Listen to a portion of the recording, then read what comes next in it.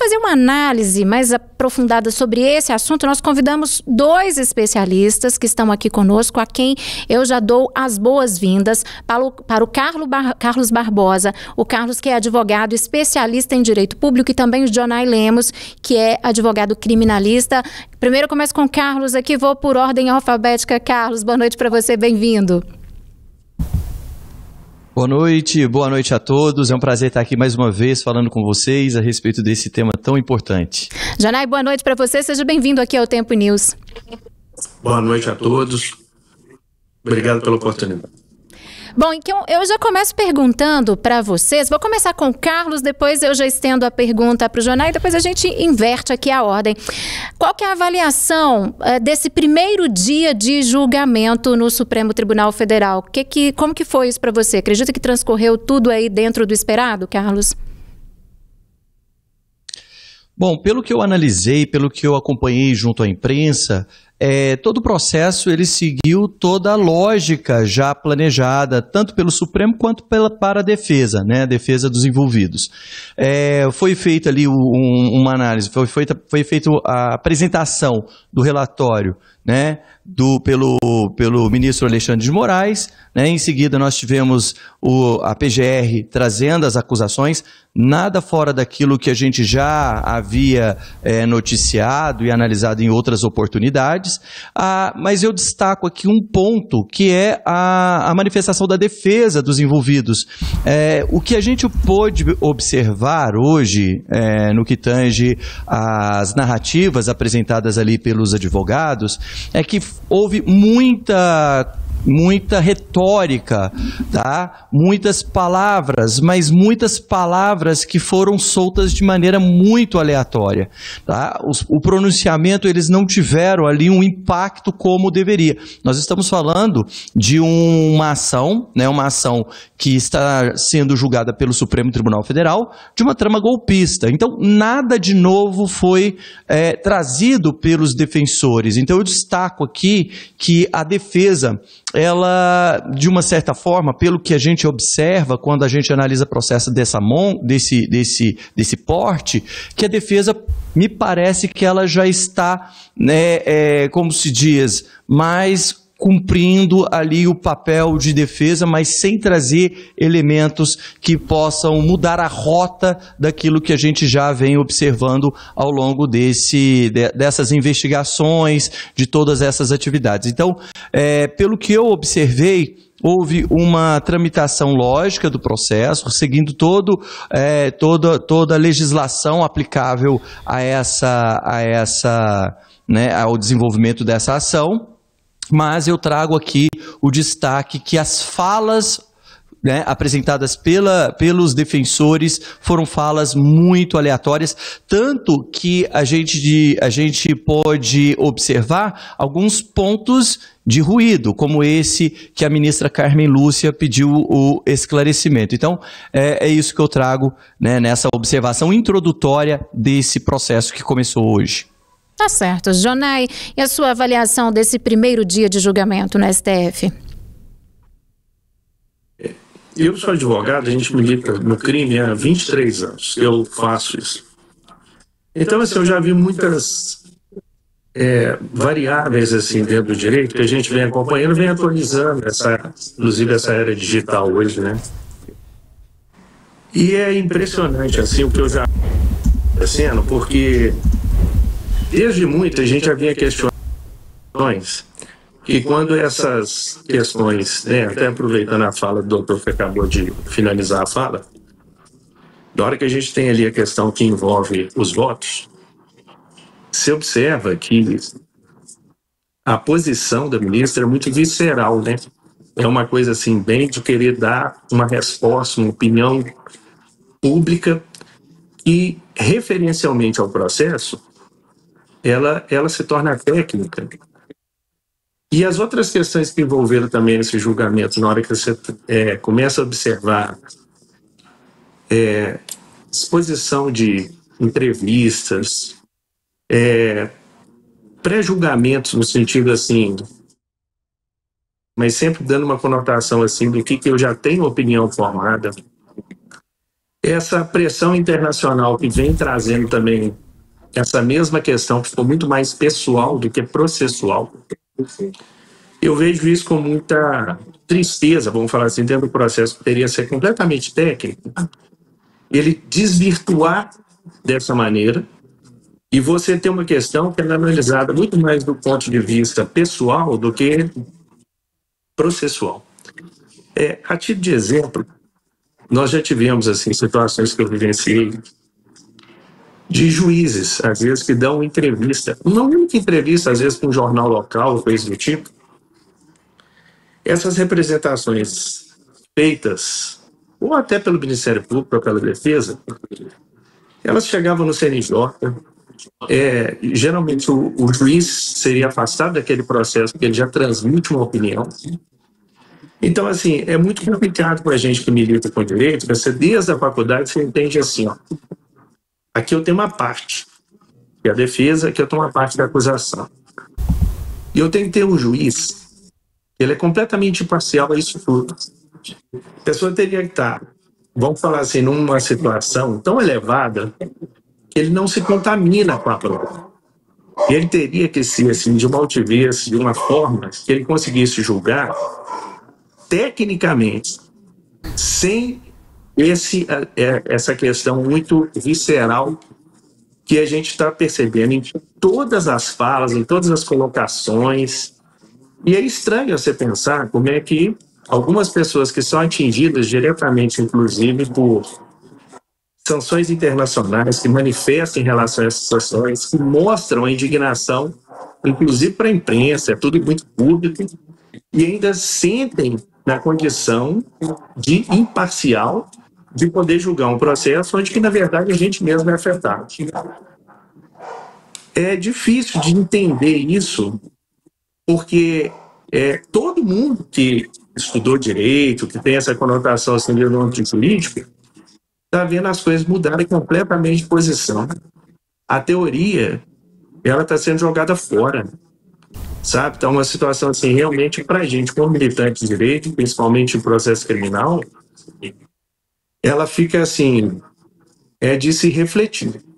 Qual que vai ser o caminho disso, sabe? E eu devolvo para você essa pergunta. Na rodada passada a gente começou com o Carlos e agora volto com você. A defesa do coronel Mauro Cid afirmou que não houve coação na delação dele, né? Na sua visão, o processo de homologação de colaboração seguiu aí todos os requisitos legais? Olha, a situação da colaboração premiada, ela ainda se encontra em fase de modelação. Elas já tiveram algumas etapas, chegaram a modelar. Você tem uma modelagem feita pelo STJ e outra feita pelo STF, que foram, vamos falar assim, elas foram construídas a partir de situações reais, de julgamentos. Olha, você percebe que a situação foi um ato de colaboração voluntária e dentro daquilo, você tem que observar que essa colaboração, ela seria um instituto de meio e não de fins. Nessa questão específica, eu posso até ter discordância de outras pessoas, o que a gente percebe é que fica aquela questão assim, olha, se ele não disse, o que o Mauro Cid não conseguiu dizer, aquilo, quem estava recebendo essa informação queria escutar, não se viu como um acordo de colaboração. Mas se você olhar desse sentido técnico, o juiz ele seria apenas o homologador da colaboração. Essas questões que envolvem uma possível nulidade posterior dela, ou uma constatação de que ele estaria mentindo ou qualquer coisa do tipo,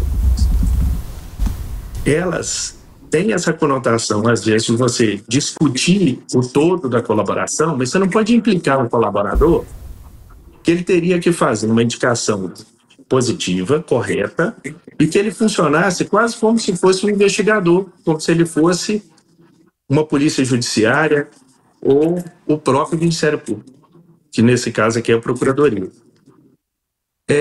é outro ponto também bem complicado, porque quem assiste as questões que envolveram os embates ali dentro das perguntas que foram feitas por colaborador e tudo, mostra uma evidência assim, muito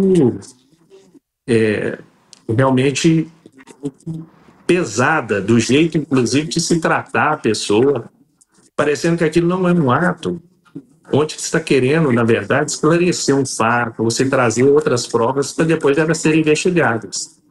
É como se quisesse uma situação pronta e colocar o Mauro Cid, na verdade, não como um colaborador em si, mas que ele teria que falar o que a acusação queria escutar para que o juiz homologasse. Se você assiste, inclusive, as cenas que deram ser as perguntas, a forma de perguntar, qualquer pessoa normal que assiste aquilo ali, de entendimento médio, ela vai ver ali que o Mauro Cid se encontrava numa situação, para quem assiste, não estou no íntimo dele para poder falar nada disso, não estava presente.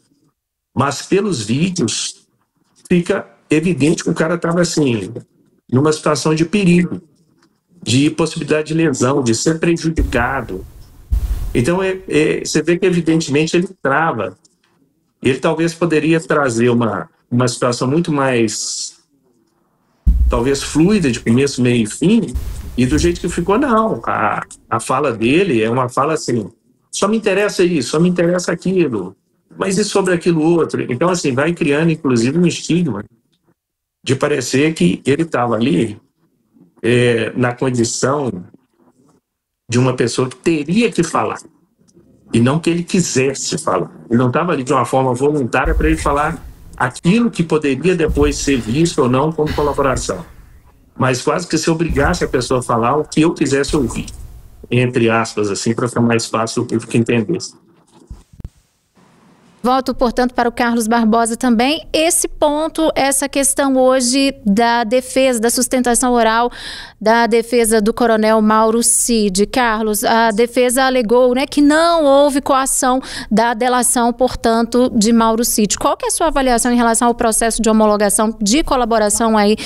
Se seguiu, de fato, todos os requisitos legais? O que você pensa disso? Nessa vertente, apresentada inclusive pelo doutor, que é colega aqui, participando aqui dessa transmissão, gostaria de dizer que eu concordo em partes com o que ele disse. Eu acho importante que qualquer tipo de delação ela seja voluntária, né, o próprio nome diz. Né? A delação ela tem que trazer elementos novos, ela precisa ser apresentada de forma volitiva por quem apresenta, né, espontânea, sem qualquer tipo de coação, coerção, por quem quer que seja. Né? Não podemos colocar a faca ou a arma do Estado na cabeça de quem está contribuindo para trazer elementos novos. Mas diante daquilo que a gente observa, eu realmente não sei exatamente o que vem acontecendo nesse processo, a gente vem acompanhando justamente aquilo que a imprensa vem divulgando, aquilo que as partes vêm alegando. Então, diante daquilo que foi noticiado, aquilo que a gente vem acompanhando nas transmissões e as colocações feitas por todos os envolvidos, inclusive a própria defesa, e a própria defesa alegou que não houve nenhum tipo de imputação coercitiva por parte do Supremo. Então, diante de todos esses fatos, a gente tem que acreditar que esse processo vem acontecendo da forma correta. E se assim o for, né, essa delação ela pode sim ser homologada. Mas, como eu já disse em outras oportunidades, né, a delação premiada ela vem acompanhada de outros elementos probatórios e ela não é uma prova cabal. Dentro de um processo não existe uma prova cabal. Tem que ter outros elementos que o juiz vai ponderar antes de decidir a respeito do fato, outros elementos que corroborem com aquela decisão. Então, nenhuma prova, ela sobressai a uma outra prova apresentada no processo. Então, esse tipo de ponderação do valor das provas, como uma delação premiada juntamente com outros elementos probatórios, vai ser analisada por cada ministro ali na hora da emissão do seu voto. Mas é importante destacar que é interessante que se levante essa discussão a respeito de elementos probatórios válidos. Por quê? Porque a gente já tem aí em outros processos que já aconteceram no Brasil, anulação de provas que acabaram gerando anulação do processo e anulação da pena, né, acometida a determinadas figuras, inclusive figuras políticas. Então, por isso que o processo ele tem que ser conduzido de uma maneira muito assertiva, muito correta, né, nos termos da Constituição, nos termos da legislação pertinente, para evitar justamente uma discussão sobre a validade de um elemento probatório que possa, lá na frente, né, gerar a invalidação do próprio processo, e a consequência disso tudo a gente já conhece de outros carnavais.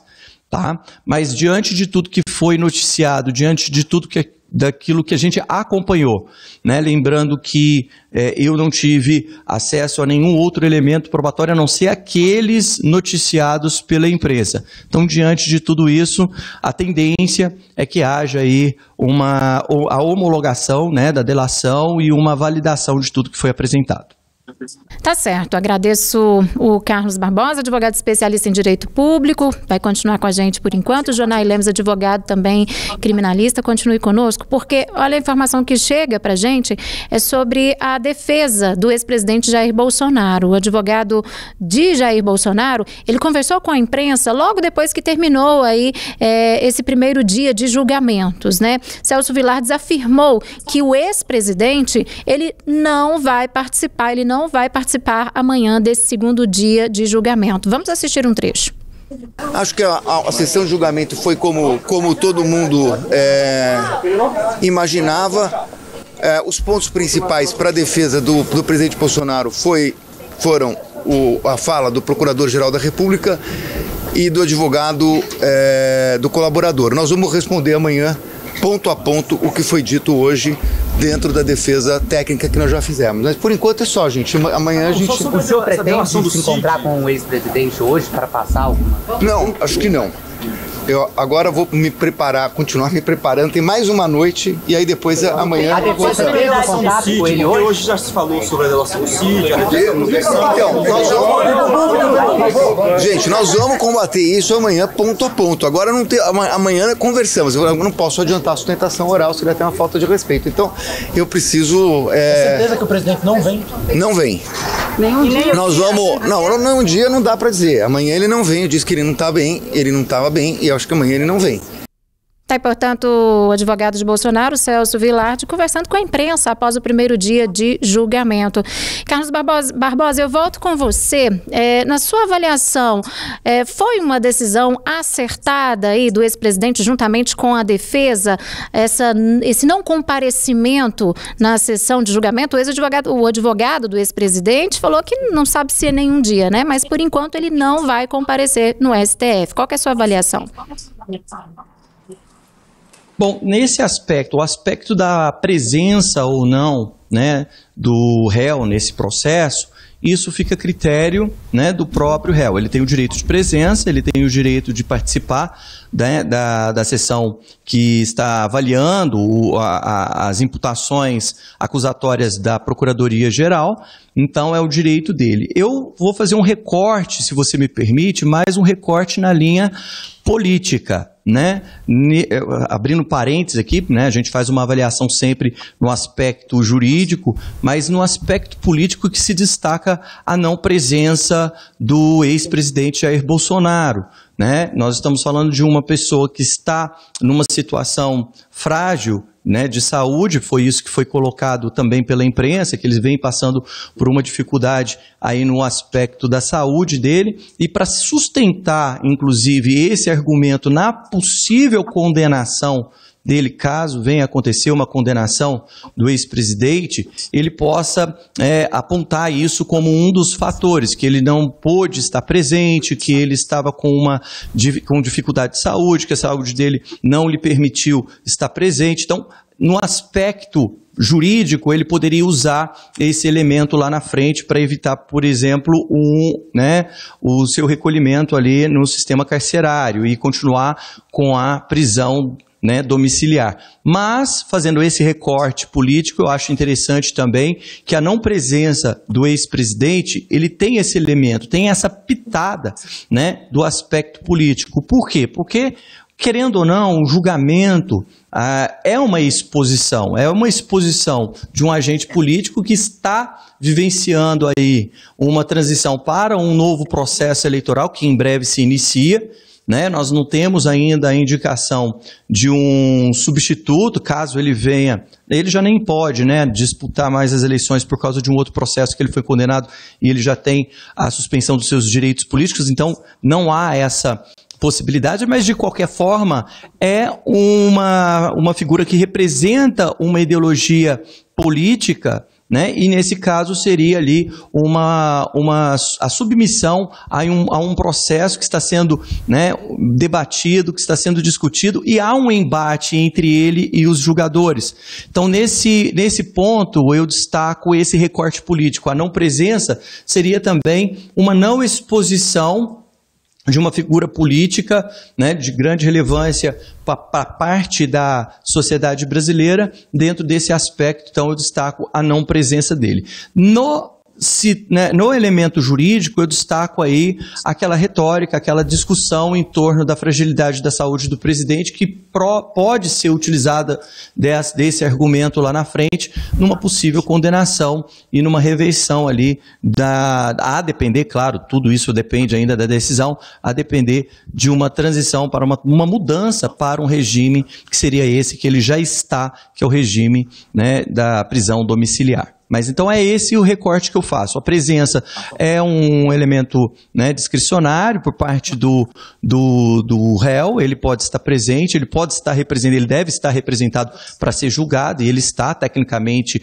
representado por seus advogados, mas isso daí é uma ponderação que ele faz. Eu acho que não há o que se apontar o que é certo e errado, vai depender desse alinhamento com aquilo que ele pretende apresentar no futuro, esse alinhamento técnico com a defesa e com o aspecto político. Janay, para você, qual que é a sua avaliação, portanto, dessa decisão do ex-presidente Jair Bolsonaro em não comparecer ao julgamento? Olha, por uma questão bem prática, a gente tem, geralmente as pessoas que têm menor poder aquisitivo e que elas têm, vamos falar assim, menos orgulho ou talvez menos possibilidade de exposição, porque tem pouco, né?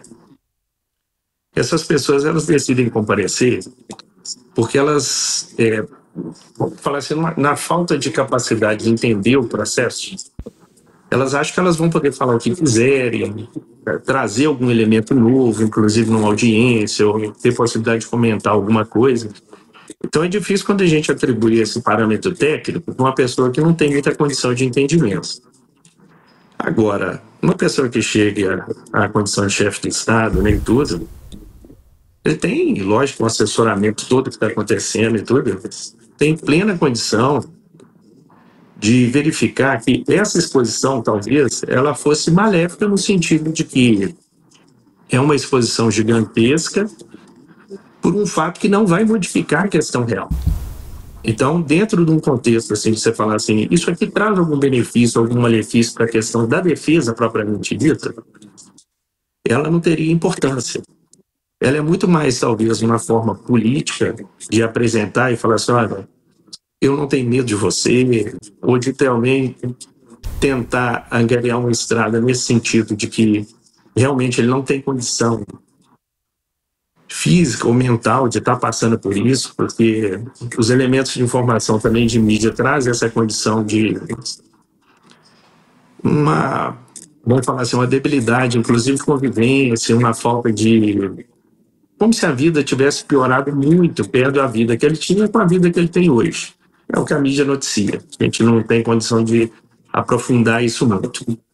Mas o que a gente percebe é que dentro desse desenho processual, falando, né, num primeiro momento, como ele responde a esse processo da modalidade de prisão domiciliar, mesmo num caso de julgamento com sentença, a ideia é que se mantenha isso até os recursos. que nesse caso aqui seriam os embargos de declaração, são muito curtos, muito pequenos, né? E os embargos infringentes que seriam feitos para o próprio STF, para ficar mais simples assim de entender. Agora, num caso de não homologação da colaboração premiada, o recurso próprio seria o recurso de apelação. E aí, qual o efeito que isso daria dentro desse processo, inclusive de postergar e de tempo? Qual seria a consequência também midiática disso? A gente não consegue hoje perceber, dentro dessa pressão, vamos falar assim, muito mais até internacional do que nacional, qual seria a postura do STF, se ele vai utilizar isso como termômetro, esse primeiro momento, o julgamento, até o fim da fala das defesas, para depois pensar se homologa ou não. Porque, no caso de não homologação, teria essa possibilidade de um recurso de apelação. Isso poderia sequenciar o processo por mais tempo e tudo mais.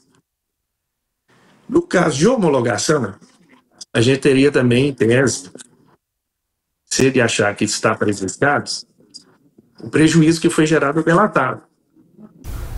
Porque as situações que poderiam ensejar a nulidade dessa colaboração, elas poderiam estar baseadas lá em coação, falta de efetividade ou questões envolvendo informações falsas.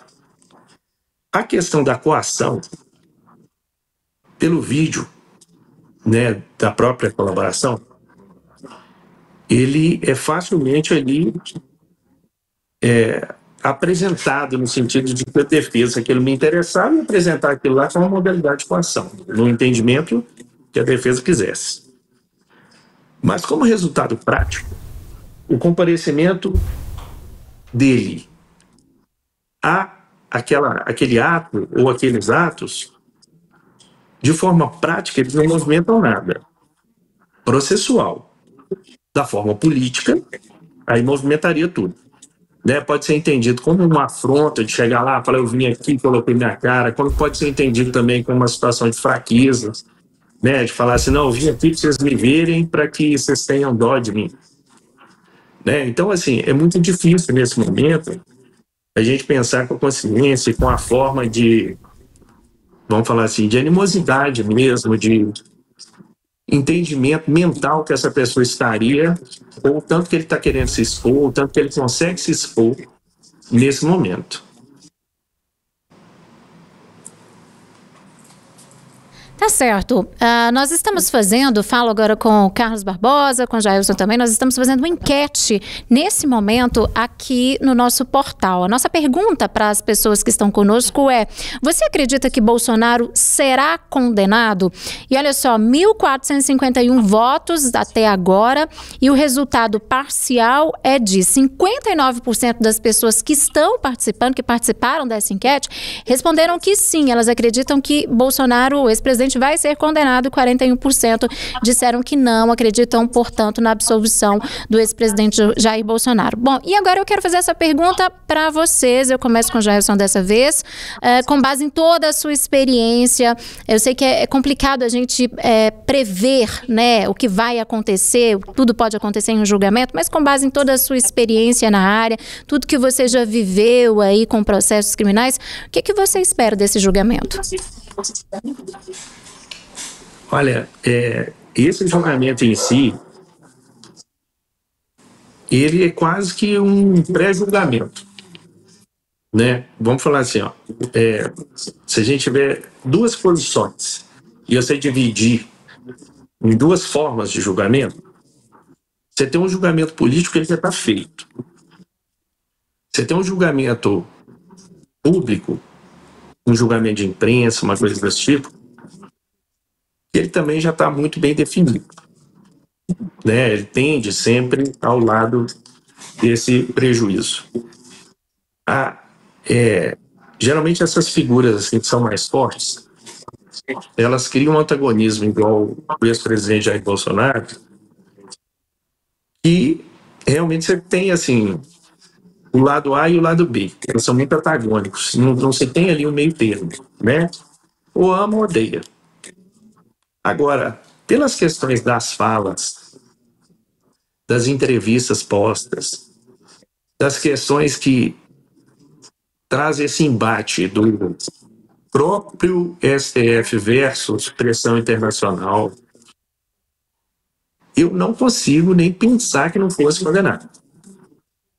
Agora, é lógico que dentro dessas questões todas, com certeza que os analistas, pessoas que fazem o assessoramento dos ministros, eles também vão elevar isso na questão do impacto que isso vai ter no nível de população.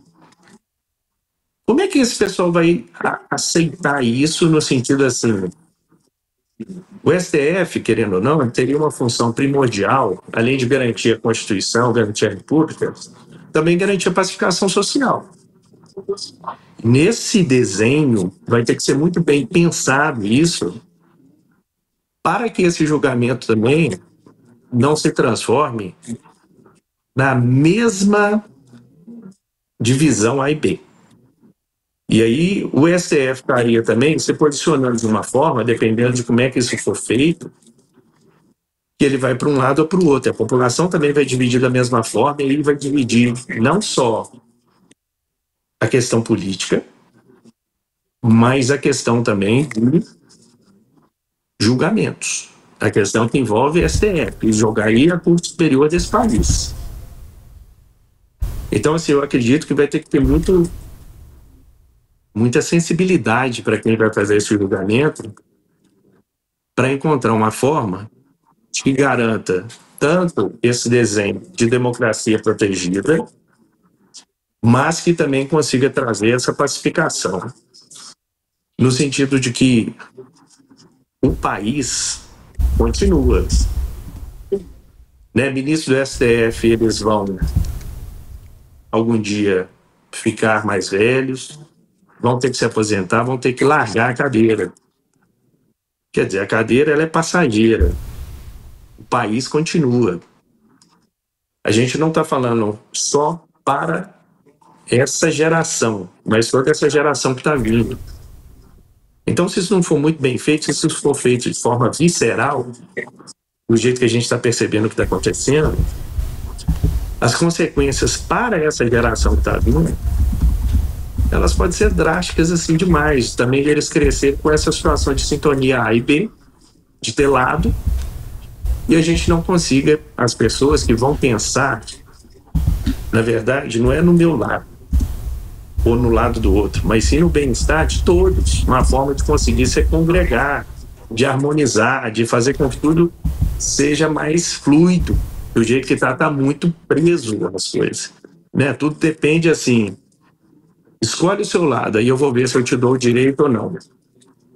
Isso para fins técnicos, processuais, isso é muito triste. Bom, eu devolvo a pergunta agora para o Carlos Barbosa. Qual que é a sua expectativa? Da mesma forma com toda a sua experiência aí nessa área, o que a gente pode esperar de fato desse julgamento, hein, Carlos? Os fatos que estão sendo analisados nesse processo são fatos muito graves.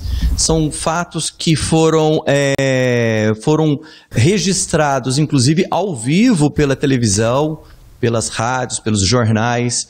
Foram fatos que foram registrados em falas, em gestos, né, em provas obtidas posteriormente por meio de diligências autorizadas pelo Supremo Tribunal Federal e que a Polícia Federal teve acesso a essas provas.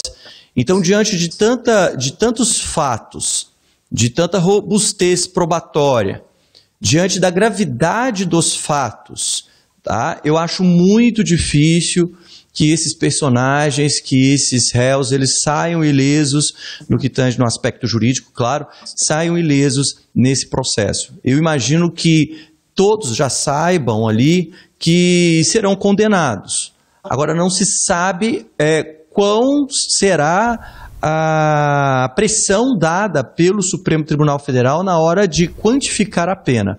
Essa é a dúvida, a quantificação. Eles sabem que eles serão condenados. Por tudo aquilo que o meu colega, né, o colega disse aí a respeito de todos esses elementos técnicos do processo, né, diante da opinião pública que já foi que já foi formada diante de tantos elementos transmitidos, apresentados pela imprensa, que já foram colocados, eles já sabem. Eu queria destacar aqui que esse processo é um processo um tanto quanto atípico, porque nós estamos verificando uma situação muito grave, tá? É uma situação que coloca em risco a estrutura de Estado brasileiro. Né, aquilo que a gente evidenciou, né, no 8 de janeiro, aquilo que a gente vem evidenciando a todo momento em que a imprensa ela lançou essas informações, ela veio trazendo essas informações para a gente foi verificando uma tensão subindo em relação às estruturas de Estado.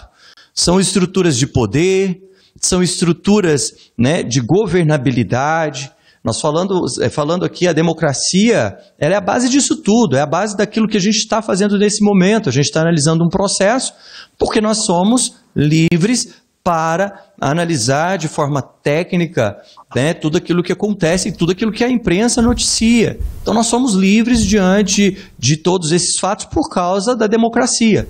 Então quando você tenta, né, e é isso que está sendo discutido nesse processo, né, quando você tenta, de uma certa forma, né, criar um cenário contra essa estrutura de Estado, é algo muito exclusivo, é algo que você não evidencia a todo momento.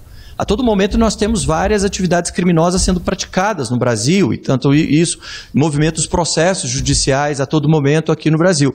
Mas atacar a democracia da forma que está sendo colocado no processo pela Procuradoria-Geral da República e os defensores apresentando as suas teses defensivas, nunca se viu até então, nunca tinha se visto até então. Então, pela gravidade, pela singularidade dos fatos, pela estrutura de poder que foi sendo criada paralelamente para derrubar uma outra estrutura, né, legitimada pelas eleições passadas, diante de todo esse tempero, toda essa tensão envolvendo inclusive ameaças estrangeiras, que vem sendo perpetrada a todo momento contra as estruturas de poder, seja o Supremo Tribunal Federal, agora, né, avançando também em relação ao Congresso Nacional. Então, diante de todos esses elementos, a gravidade dos fatos já existe e isso já se coloca como um fato preponderante para a condenação. Não se sabe, é isso que eu gostaria de destacar aqui, não é possível saber exatamente a quantificação da pena, como vai ser feita a quantificação da pena na hora da aplicação. Mas a condenação, eu acho que ela vai acontecer. Os réus já sabem que isso vai acontecer, mas eles vão tentar, obviamente, diante das possibilidades do julgamento, apresentar os recursos cabíveis para tentar ou, né, protelar a decisão final ou tentar ali mudar um cenário que seja um cenário que é mais favorável para eles diante da pena aplicada. Só um outro elemento trazendo aqui, que é realmente o papel do Supremo Tribunal Federal, também dos juízes de uma maneira geral, fazer ali da sentença um elemento pacificador. Mas esse elemento pacificador ele tem que vir junto de outros elementos para que isso aconteça. Elementos políticos, elementos sociais, que precisam ser implementados para que haja essa pacificação. A gente precisa dessa pacificação para a gente voltar, né, a ter aquela sociedade mais civilizada, vamos falar dessa forma, civilizada no sentido de uma sociedade mais argumentativa, dialógica, uma sociedade que sabe o papel dela, ela sabe ouvir, ela sabe se colocar, e não essa sociedade dividida em dois campos, A e B. Isso é ruim para todo mundo, tanto para o campo A quanto para o campo B.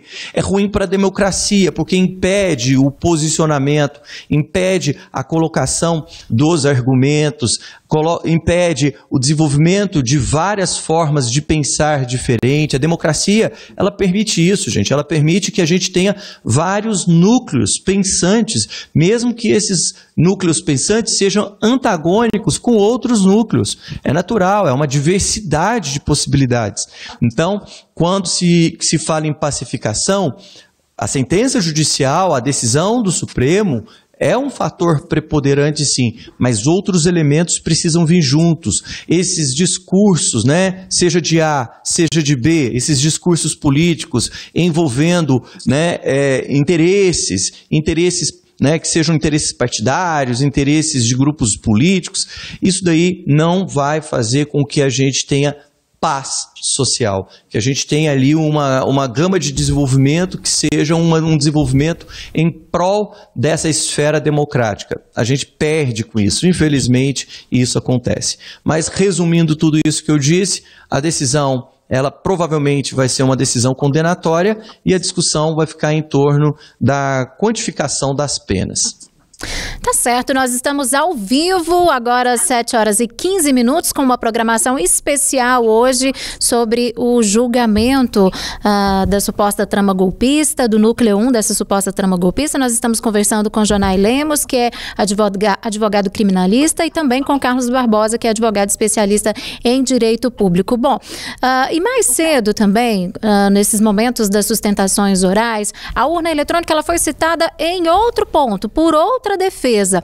E agora por Demóstenes Torres, que é advogado de Almir Garnier. A gente separou o ponto desse momento da fala de Demóstenes Torres para você. Vamos assistir.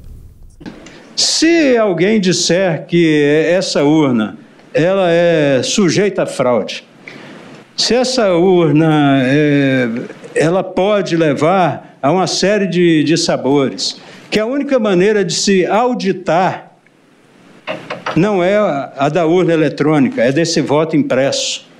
E se eventualmente o Congresso ceder a essa solução e voltar o voto impresso, isso de alguma forma configura golpe de Estado, atentado violento ao Estado democrático de direito.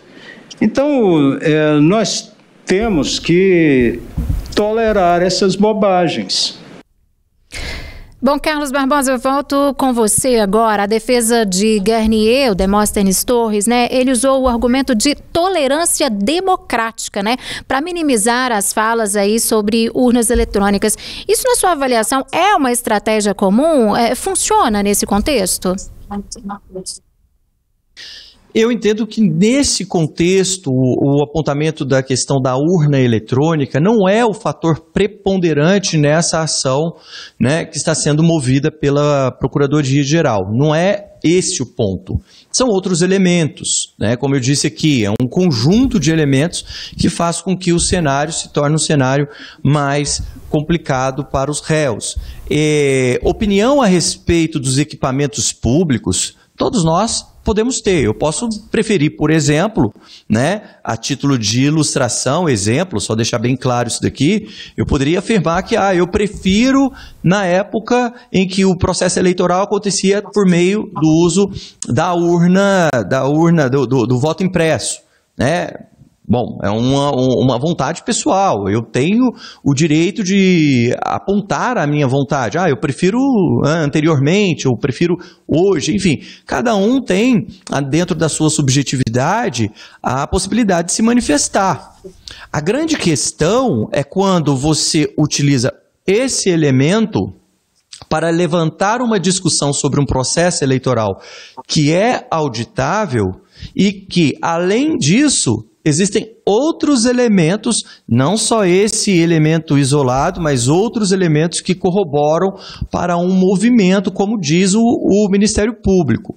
Não é que está sendo processado A ou B porque tem ali um amor, um desejo de que as eleições acontecessem por meio do voto impresso. Existe um cenário maior. Então, esse ponto em si, diante de outros elementos que tem nesse processo, eu não vejo, né, não vejo como gravoso por parte, gravoso em relação àqueles que disseram a respeito ou fizeram críticas em relação à urna eletrônica. É um movimento que eu sempre entendi como um movimento mais político do que propriamente jurídico. Eu acho que, né, qualquer tipo de retrocesso, quando cai no Supremo Tribunal Federal, o Supremo Tribunal Federal, ele invalida em virtude da inconstitucionalidade decorrente da vedação, do princípio da vedação do retrocesso. Então não é um elemento que se sustenta por longas datas quando se trata de um aspecto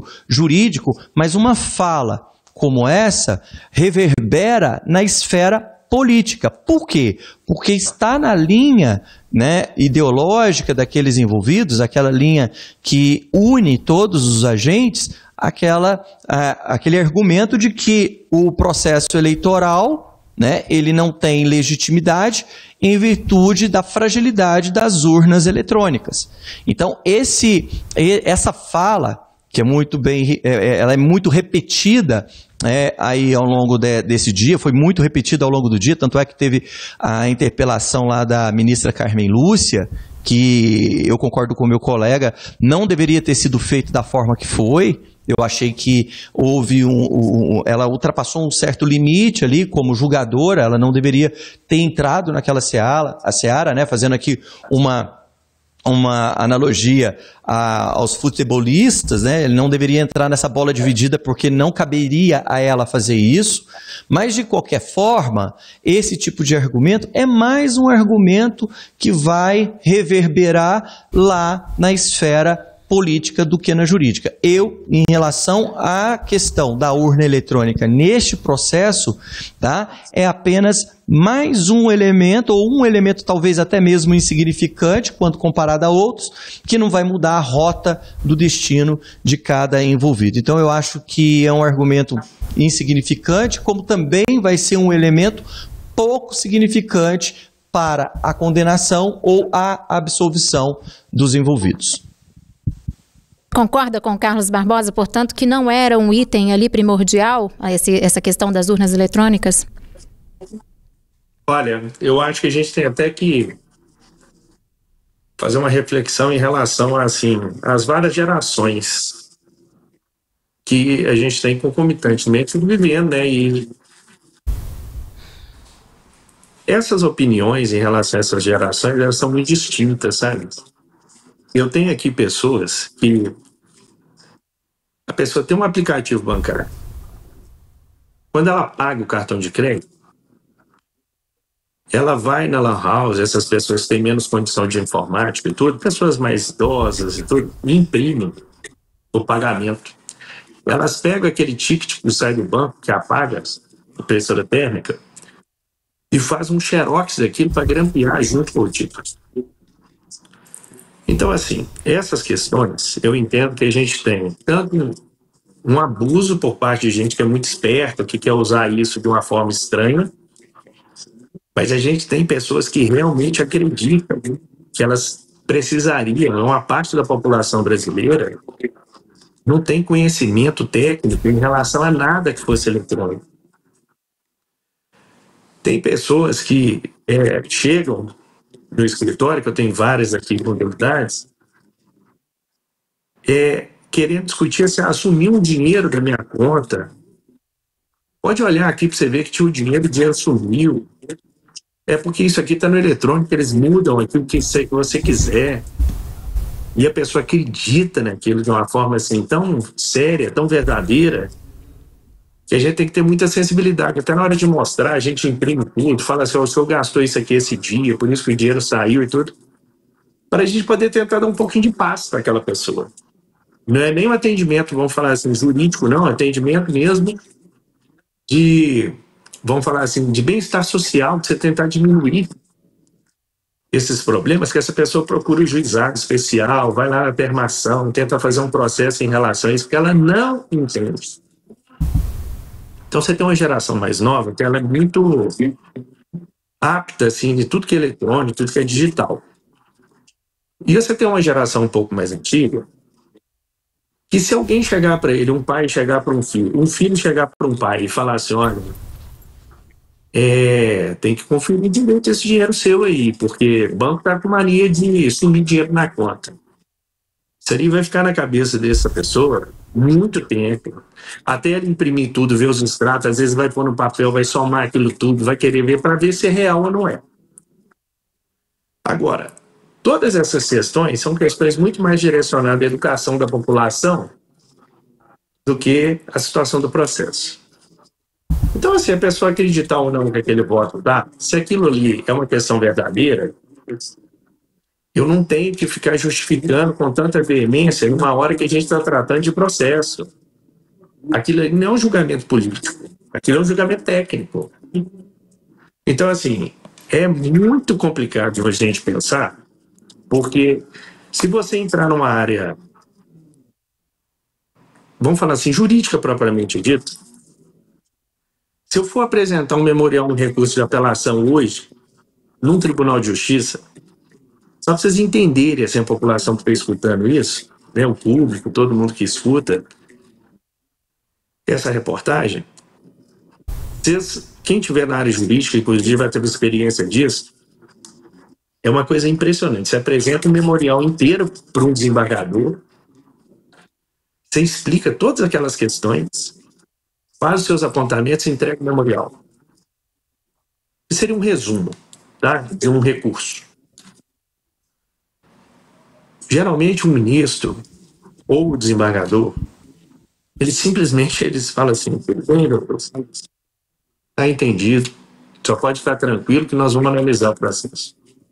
Não existe uma expressão de opinião, sabe, não passa de uma, vamos falar assim, de uma formalização de educação mesmo, falar assim, eu te escutei e acabou. Ninguém vai te expor posição, resultado, nada. Isso é padrão, sabe, de um julgador que ele está lá na condição assim, de realmente independente, de imparcial. E quando você chega numa situação dessa, que é a própria ministra, né, dentro de uma fala do advogado, ela repreende o advogado como se aquilo lá fosse uma questão processual. Na sequência, o advogado tenta explicar a posição dele. Ela simplesmente passa a virar um disco e repetir a mesma frase. E seria como se fosse uma questão de ordem, né? Trazer uma chave, assim, uma palavra, uma frase padrão para gerar uma marca. E aí, que tipo de independência, inclusive em relação à prova, de ausência de interesse, essa pessoa teria no julgamento quando ela mesma expõe dentro de um ponto que nem seria objeto próprio da denúncia, é como se fosse aqui uma situação subsidiária que vai ensejar a denúncia, e ela, de forma muito visceral, ela traz ali, combate isso, antecipa, inclusive, uma posição de mérito, por uma questão meramente pessoal, porque isso ali não estava dentro de um contexto processual no momento de você falar.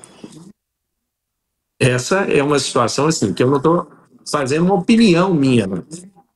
Isso é uma situação processual, que é para todos os processos, todos. Não existe isso. Sabe, você expor, você trazer uma antecipação de mérito, nada. Isso não existe, não acontece. Imensamente, Jonay Lemos e também o Carlos Barbosa por participarem com a gente aqui hoje, nos ajudando a entender um pouco mais, fazer análises mais profundas, né, do que foi esse primeiro dia de julgamento do núcleo 1 da suposta trama golpista. Jonay, muito obrigada, viu, que você possa participar conosco aqui mais vezes e nos ajudar a enriquecer aqui os nossos debates. Uma ótima noite para você. Agradeço a todos, muito obrigado, boa noite. Carlos Barbosa, mais uma vez, muito obrigada também por contribuir aqui com os nossos debates, com as nossas discussões, análises, e até uma próxima. Eu que agradeço, um forte abraço a todos, parabéns pelo trabalho.